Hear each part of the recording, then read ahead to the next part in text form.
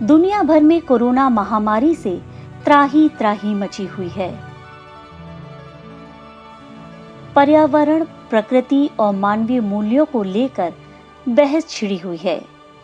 भौतिक संसाधनों के बेतहाशा उपभोग को लेकर सवाल उठ रहे हैं, लेकिन साथ ही साथ आपदा में नए प्रतिमान, नए रास्ते और नए अवसर भी तलाशे जा रहे हैं। 20 जून को एक ऐसा ही अवसर शांति कुंज हरिद्वार में आयोजित होने जा रहा है। परम पूज्य गुरुदेव पंडित श्रीराम शर्मा आचार्य की तपोभूमि गायत्री तीर्थ शांति कुंज के स्थापना दिवस की स्वर्ण जयंती के अवसर पर डाक टिकट का विमोचन किया जाएगा।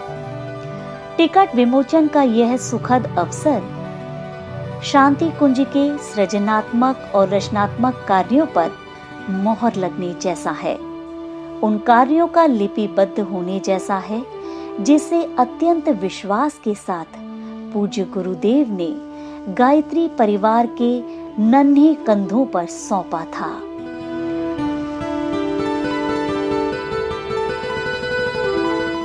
ब्रिटिश विद्वान अल्फ्रेड ने सच ही कहा है कि डाक टिकट महज एक स्टैंप नहीं होता है, बल्कि ये विशिष्ट संस्कृति, विरासत और इतिहास की जीवंत कहानी का सारांश होता है।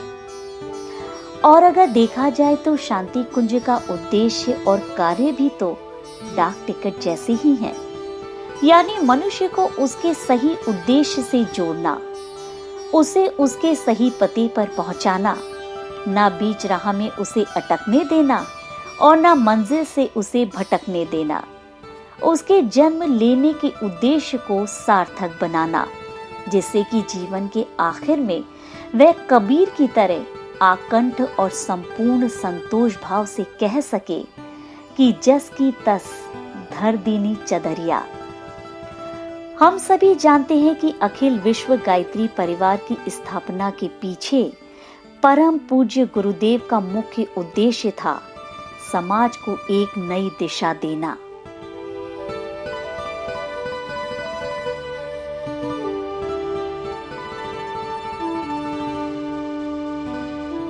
आज बीते 8 दशक से गायत्री परिवार समाज और राष्ट्र के निर्माण के लिए जन सरोकारों से जुड़ी तमाम गतिविधियां संचालित कर रहा है और इन कार्यों में गायत्री परिवार के करोड़ों परिजन साथ साथ चल रहे हैं।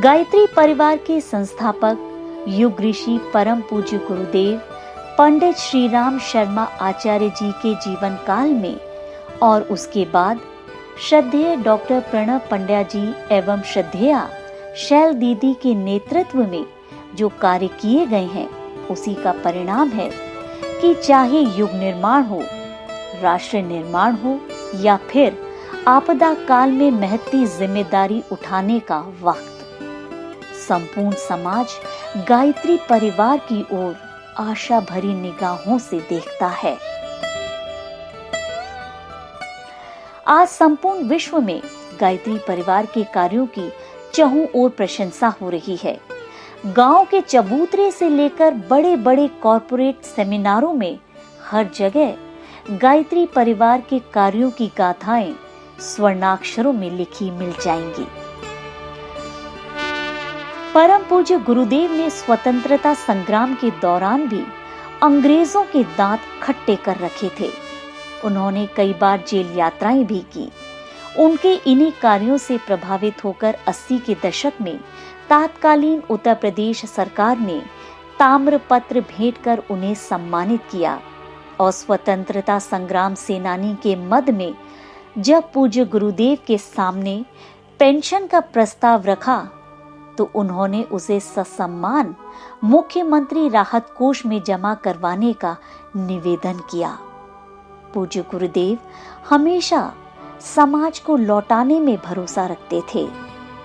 उन्होंने असंख्य लोगों को नवजीवन दिया, अनगिनत लोगों को अंधकार में जीवन से प्रकाशवान जीवन की ओर रास्ता दिखाया। पूज्य गुरुदेव के बारे में जितना भी कहा जाए, लिखा जाए, उतना ही कम होगा। परम पूज्य गुरुदेव के प्रति अपना आदर सम्मान करते हुए भारत सरकार ने 27 जून 1991 को एक डाक टिकट जारी किया था।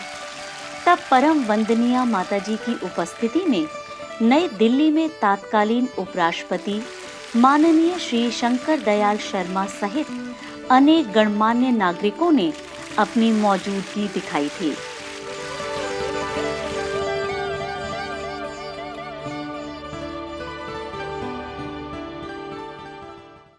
ये टिकट एक काम अवश्य करेगा कि ये लोगों को प्रेरित करेगा कि वो उस ओर चिंतन करें, सोचें, जिसकी बात आचार्य श्री बराबर कहते हैं और जो आज की समाज की सबसे बड़ी आवश्यकता है, चरित्र निर्माण, समाज निर्माण। और अगर हमारा चरित्र बनेगा तो फिर समाज का भी बनेगा। और इस सब के लिए ये आवश्यकता नहीं है कि व्यक्ति समाज को छोड़कर जाए। समाज में रहकर व्यक्ति समाज को बनाए, समाज की सेवा करे, वो स्वयं में एक पुण्य का काम है, आध्यात्म का काम है। प्रश्न ये है कि किस तरह से व्यक्ति उसको लेता है। ये बात आचार्य जी ने समय समय पर बार बार कही है। आचार्य जी ने हमको ये उपदेश दिया कि हम अपना आचार शुद्ध करें। मैं तो ये मानता हूं कि आचार्य कहने का अधिकारी वो है जो अपने आचरण से दूसरों के आचरण को प्रभावित करता है और सही तरफ ले जाता है। और आचार्य जी ऐसे ही व्यक्ति थे जिन्होंने सबके आचरण को उठाने का काम किया और एक ऐसी संस्था स्थापित की कि ये कार्य बराबर निरंतर चलता रहे। हमें इसको करना है। डाक टिकट विमोचन हुआ है, ये तो हुआ ही है। अभी काम हमारा अधूरा पड़ा है, पूरा नहीं हुआ है। अभी पूरा जब तक नहीं हो सकता, जब तक हम जन जन तक न जाएं। हमारे लिए संप्रदाय नहीं है, हम संप्रदायवादी नहीं है, हम है मानवतावादी। हमारे लिए भगवान हमें नहीं मालूम, उस निराकार को हमने नहीं देखा, लेकिन साकार के रूप में हमने भगवान को देखा है।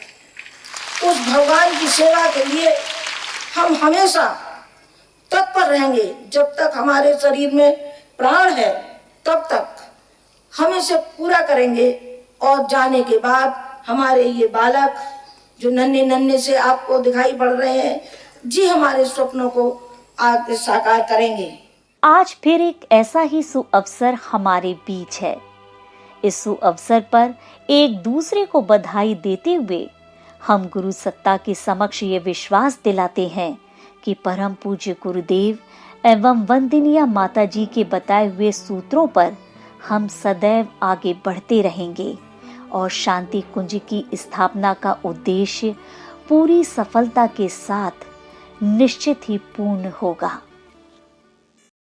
हमारे YouTube चैनल शांति कुंज वीडियो गायत्री परिवार को सब्सक्राइब करें एवं बेल आइकन जरूर दबाएं ताकि गायत्री परिवार की विभिन्न गतिविधियों की जानकारी आपको मिलती रहे।